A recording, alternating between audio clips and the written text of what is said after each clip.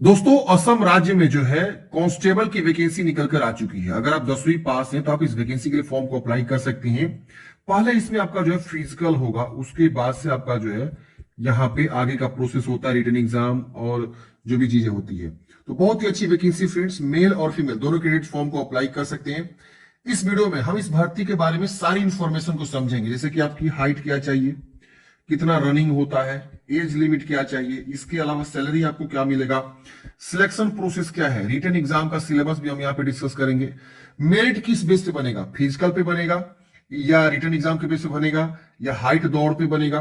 तो ये सारी चीज हम यहाँ पे डिस्कस करेंगे। इस भर्ती से रिलेटेड सारी जानकारी हम जो है इस वीडियो में कवर करने वाले हैं।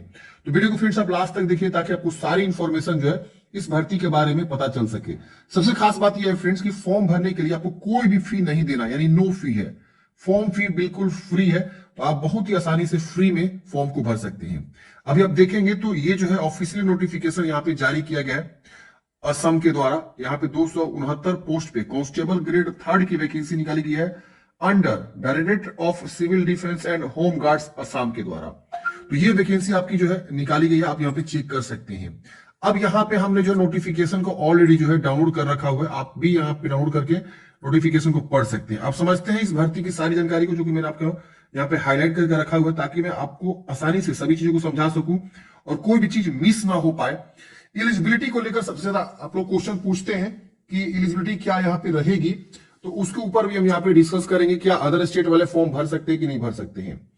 सबसे हम बात करते हैं सैलरी की। तो देखिए फ्रेंड्स, सैलरी आपका जो है ना ग्रेड पे जो है 5600 यहाँ पे PV2 आपका रहने वाला है। पे स्केल की बात करें तो यहाँ पे 14,000 से लेकर 60,500 रुपए विथ अदर जो भी अलाउंसेस वगैरह है वो सब आपका इसमें ऐड रहेगा। यानी आपकी जो स्टार्टिंग सैलरी होगी ना फ्रेंड्स, स्टार्टिंग आप मान के चलिए ना 30,000 के आसपास रहेगी।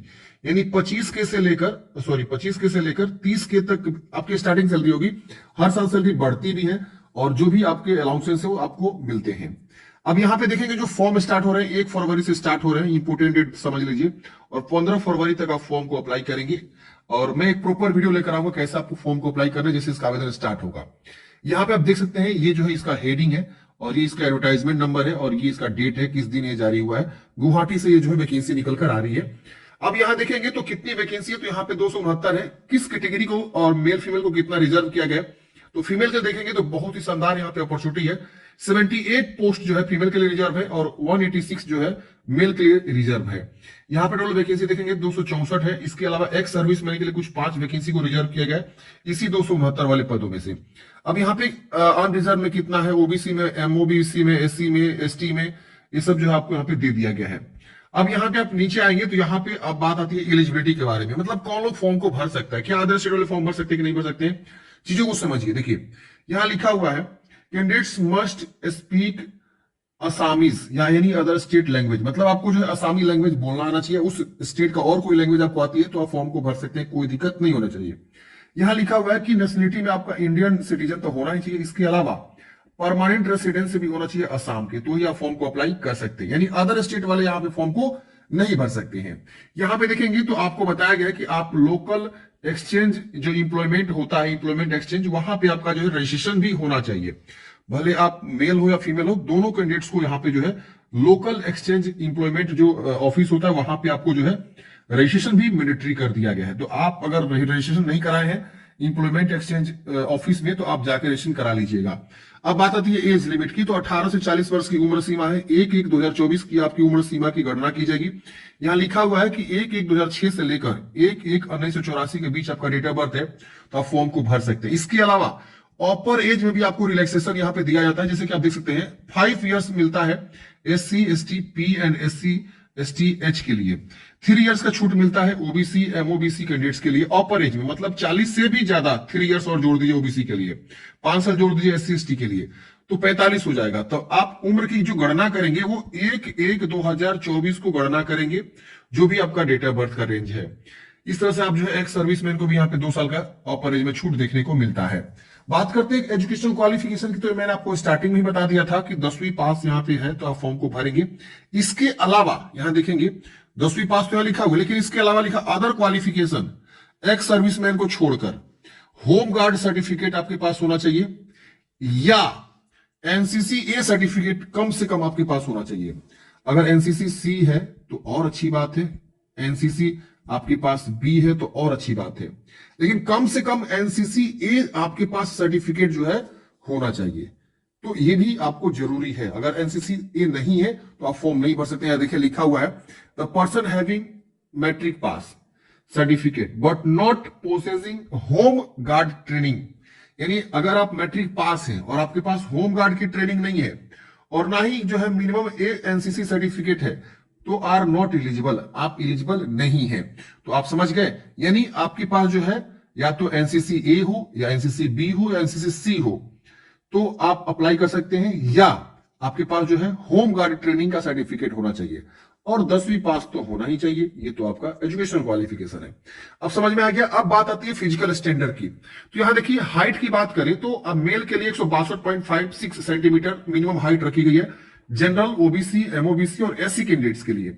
इसी में फीमेल सेम कैटेगरी से 154.94 सेंटीमीटर आपको रखी गई है। एससी एसटीपी और एसटीएच के लिए 160.02 सेंटीमीटर आपकी जो है मिनिमम हाइट रखी गई है और फीमेल के लिए 152.40 सेंटीमीटर आपकी जो है मिनिमम हाइट रखी गई है। चेस्ट की बात करें ओनली फॉर मेन के लिए होता है, यानी पुरुष के लिए। जनरल, ओबीसी, एमओबीसी, एससी और एसटी के लिए 80 से 85 यहां पे बोला गया है और एसटीएच के लिए 78 से लेकर यहाँ पे 83 आपका जो है चेस्ट यहाँ पे बोला गया है। मेडिकल स्टैंडर्ड के बारे में बताया गया है तो आप बिल्कुल जो है आपका मतलब शरीर जो है फिट होना चाहिए और नॉक नी नहीं होना चाहिए और फ्लैट फुट वगैरह ये सब नहीं होना चाहिए। ये सारी चीजें बताई गई है। हाउ टू अप्लाई, कैसे फॉर्म को भरना है, तो इसके ऊपर हम एक अलग से वीडियो लेकर आएंगे कैसे फॉर्म को भरना है, एक स्टेप बाय स्टेप फॉर्म भर के बता देंगे। लेकिन ध्यान दीजिएगा गुड क्वालिटी का फोटोग्राफ आपको अपलोड करनी है और व्हाइट बैकग्राउंड पे यहाँ पे बोला गया कि आपको फोटोग्राफ होना चाहिए और 1 जनवरी 2024 के बाद का फोटो आपका जो है खींचा होना चाहिए। यहां लिखा हुआ the photograph must be have taken after 1 जनवरी 2024। इसके बाद यहाँ पे सिग्नेचर जो है ब्लैक या डार्क ब्लू इंक से आपको जो व्हाइट पेपर पे सिग्नेचर जो है स्कैन करके अपलोड करना है। फॉर्म भरते समय आपको जो है एक एज प्रूफ के तौर पे आप मैट्रिक का मार्कशीट या एडमिट कार्ड दे सकते हैं और यहाँ पे 10वीं क्लास का सर्टिफिकेट आपको लगेगा। इसके बाद से उसका मार्कशीट लगेगा। एनसीसी ए बी सी जो भी सर्टिफिकेट है या होमगार्ड का सर्टिफिकेट है वो आपको यहाँ पे मांगे जाएंगे, कोई एक जो भी है। एक्स सर्विसमैन है तो आपको अपना डिस्चार्ज कॉपी बुक देना होगा और इंप्लॉयमेंट एक्सचेंज रजिस्ट्रेशन कार्ड भी आपको यहाँ पे फॉर्म भरते समय लगेगा। इसकी वजह से कास्ट सर्टिफिकेट आपको लगेगा अगर आप जो है आते हैं कास्ट सर्टिफिकेट का रिजर्वेशन लेना चाहते हैं तो ये सब जो है आपके रहने वाले हैं डॉक्यूमेंट्स फॉर्म भरते समय। अब यहाँ पे आप देखेंगे तो सारी जानकारी बताई गई है। अब समझते हैं सिलेक्शन प्रोसेस के बारे में। देखिए सबसे पहले आपका जो है ना फिजिकल एग्जाम होता है, यानी पीएसटी होता है और पीटी होता है, यानी आपकी हाइट नापी जाती है और आपकी दौड़ और लॉन्ग जंप होता है यहाँ पे। तो ये आपकी होती है जिसको हम लोग पीएसटी और पीटी बोलते हैं। यहाँ देखिए पीएसटी लिखा हुआ है और पीटी होता है। पीटी मतलब फिजिकल एफिशिएंसी टेस्ट और पीएसटी मतलब फिजिकल स्टैंडर्ड टेस्ट। इसके बाद आपका जो है आगे का प्रोसेस होता है। तो यहां पे आप देखेंगे तो प्रिलिमिनरी वेरिफिकेशन ऑफ डॉक्यूमेंट्स, पहले documents all original documents along with set of photocopy will be checked before the candidates allowed to appear PT PST. मतलब क्या कि आपको पीटी पीएसटी अपीयर होने से पहले सभी डॉक्यूमेंट्स को, ओरिजिनल डॉक्यूमेंट्स को जो है चेक किए जाते हैं। और जैसे कि आप लोग रैली में जाते हैं ना, आर्मी रैली, तो सारे डॉक्यूमेंट चेक होते हैं ना रैली में शामिल होने से पहले। उसी तरह से यहाँ पे भी है पीटी पीएसटी में शामिल होने से पहले सारे भी डॉक्यूमेंट्स को चेक करे जाते हैं, उसके फोटोकॉपी और साथ साथ ओरिजिनल डॉक्यूमेंट्स। उसके बाद आपको पीटी पीएसटी स्टार्ट होता है। तो पीटी पीएसटी में होता क्या है तो यहाँ पे समझते हैं। यहाँ पे देखेंगे तो आपको जो है बोला गया कि 40 मार्क्स का जो है फिजिकल एफिशिएंसी टेस्ट होता है, यानी दौड़ होता है और लॉन्ग जंप होता है। दौड़ में बोला गया है कि आपको जो है मैक्सिमम 40 मार्क्स का होता है। अब 40 मार्क्स कितना नंबर मिलेंगे समझिए। तो रेस में आपको जो है देखिए 3200 मीटर होता है मेल के लिए। पहले मेल को समझते हैं, मेल कैंडिडेट्स के लिए कितना रनिंग होती है। 14 मिनट आपको यहाँ पे समय मिलता है। 3200 मीटर यानी 840 सेकेंड में आपको रनिंग करना होता है। लॉन्ग जंप जो है 335 सेंटीमीटर करना है। 3 चांस आपको दिए जाते हैं।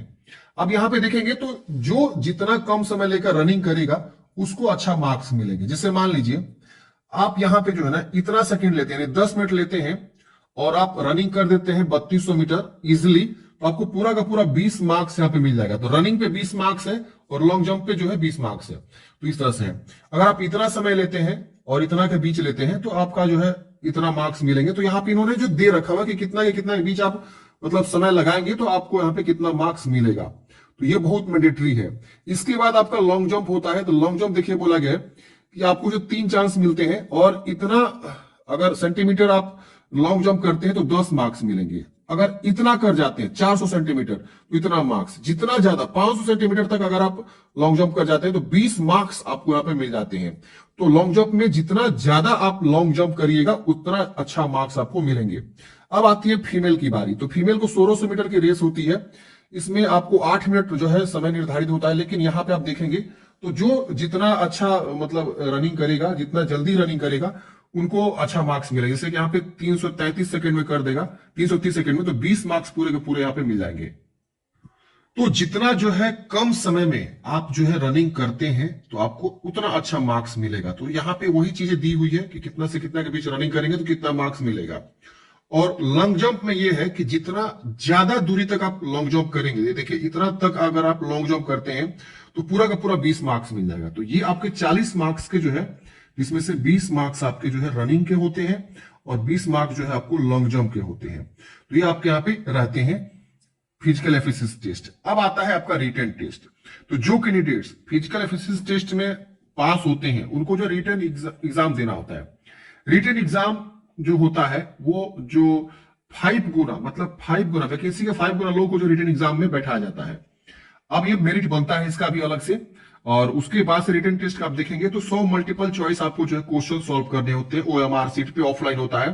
रिटन टेस्ट का जो पूरा नंबर आपको 50 मिलेगा, यानी हाफ मार्क्स का, यानी एक जो है सही उत्तर पे आपको 0.50 मार्क्स मिलेंगे। 2 सही उत्तर के लिए आपको 1 मार्क्स मिलेंगे। तो इस तरह से 100 क्वेश्चन सॉल्व करते हैं तो 50 मार्क्स आपको मिलेंगे। कोई निगेटिव मार्किंग नहीं होता है, जो कि आपका elementary mathematics, general English, logical reasoning, mental ability, Assam history, geography, polity, economy, general awareness और general knowledge and current affair से क्वेश्चंस आपके पूछे जाते हैं।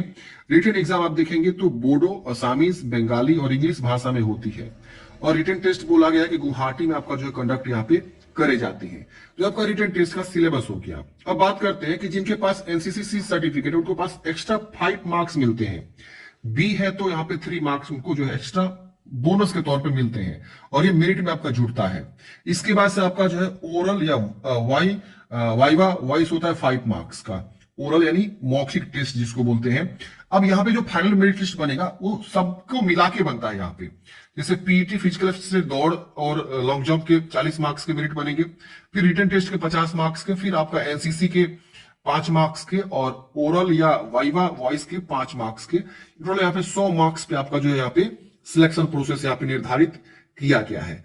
तो ये था फ्रेंड्स पूरा प्रोसेस, इस भर्ती के बारे में पूरी इंफॉर्मेशन। अगर आपके मन में कोई भी डाउट है, कमेंट है, आप कमेंट बॉक्स में पूछिएगा। मिलते हैं फ्रेंड्स किसी नेक्स्ट वीडियो में। जय हिंद। वीडियो अच्छा लगे तो प्लीज लाइक कर दीजिएगा। हमें सपोर्ट करने के लिए आपका लाइक हमें बेहद जरूरी है। आप हमें सपोर्ट करें अपने लाइक दिखा के। मिलते हैं किसी नेक्स्ट वीडियो में। जय हिंद।